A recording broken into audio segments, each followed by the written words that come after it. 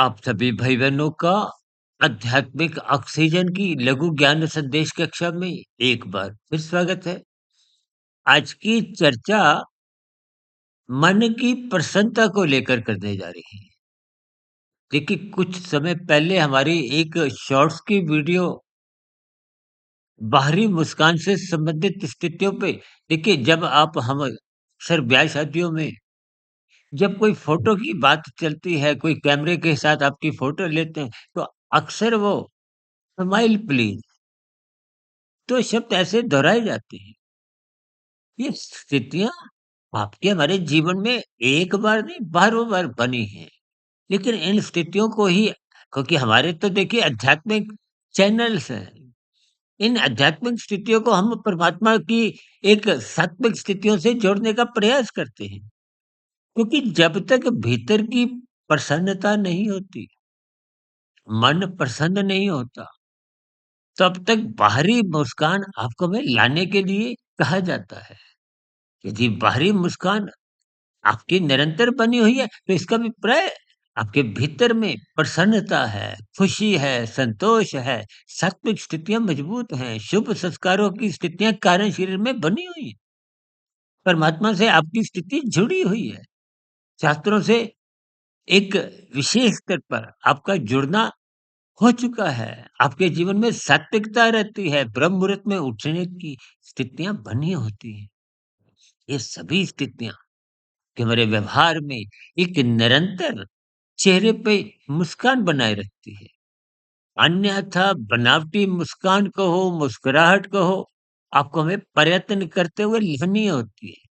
ये मुस्कुराहट एक अस्थायी स्थिति है, क्योंकि भीतर की प्रसन्नता कमज़ोर है।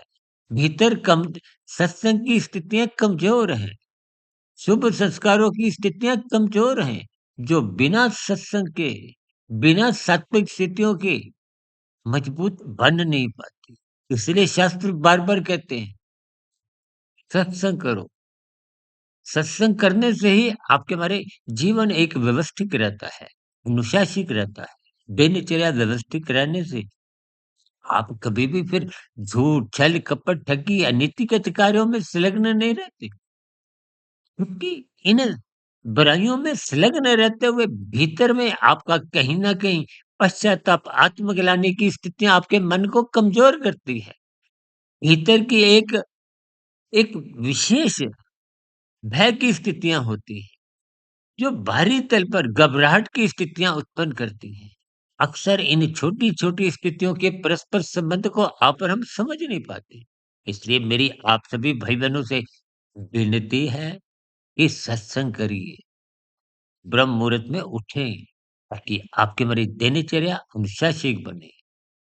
आप किसी भी प्रकार का अनुचित कार्य नहीं करें, कानून का पालन करें, शास्त्र सम्मत कर्म करें और सभी मनुष्यों के हितैषी बने। प्रकृति के अन्य जीवों के प्रति सहानुभूति रखें।